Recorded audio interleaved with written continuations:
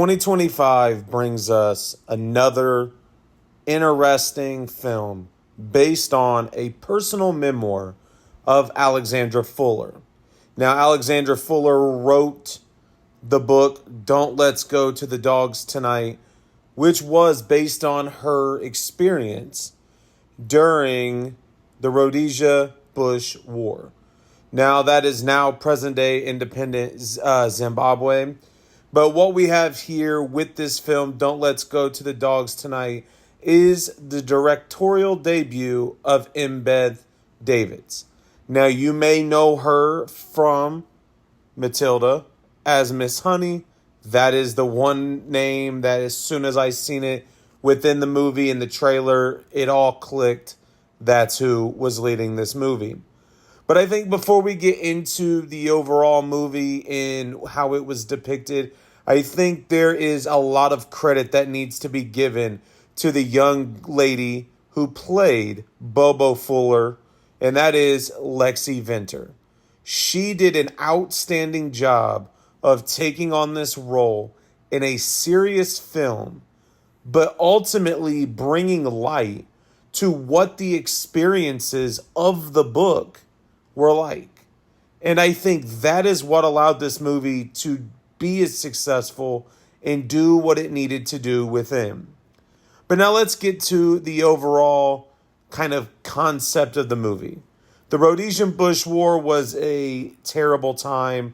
It led to many deaths, and it also created conflicts between the whites and the Africans that were in Africa, more specifically in the southern parts of the continent. Now, we're not going to get into the colonization aspect of things, but that is a main focus. And what we see here is a young Bobo Fuller really see the treatment of people, but ultimately really understand the bond and the stories and the history of what is around her on the farm her and her family are on.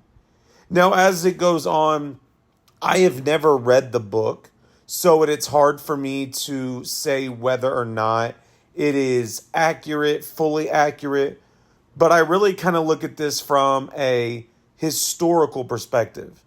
As somebody that teaches the continent of Africa, it's always interesting to look at these type of stories hit the big screen. Now, you have movies like Hotel Rwanda that are out there, and that is another film that shows a conflict within Africa. But now back to this, because I think you really have to look at a few things within this film. Number one, it is not a drawn-out film. And I think that is what allows it to be as successful and hit at key points within the movie.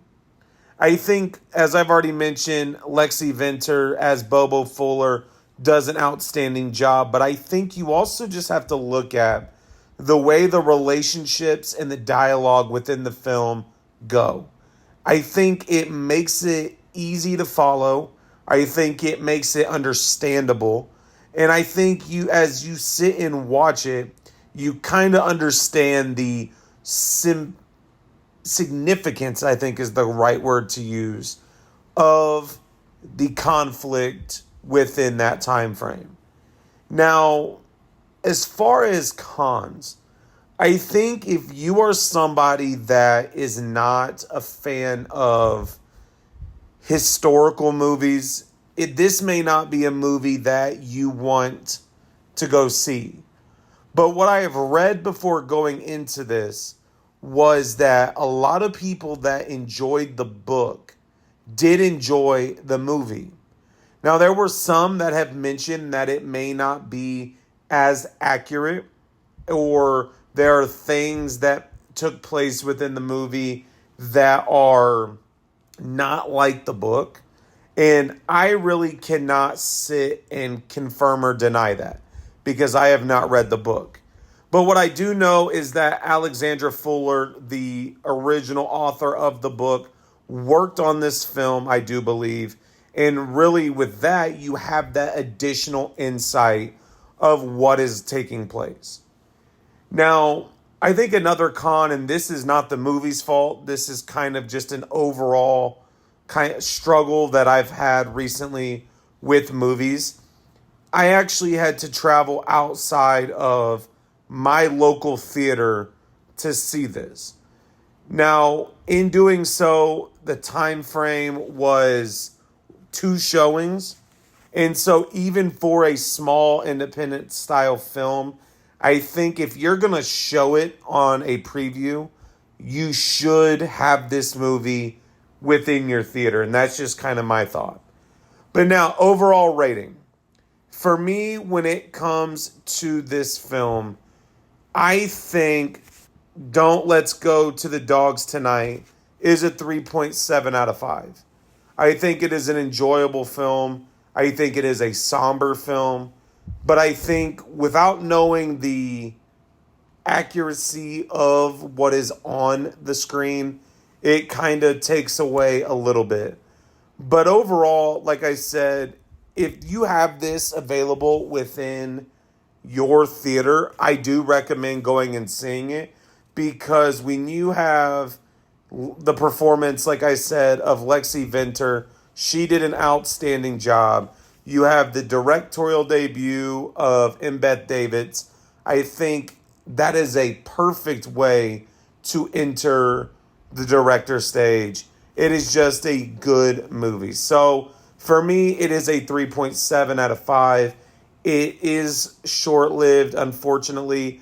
But if it does hit streaming services or physical or digital media, whatever, I recommend seeing it. So thank you all for watching. Thank you all for the continued support.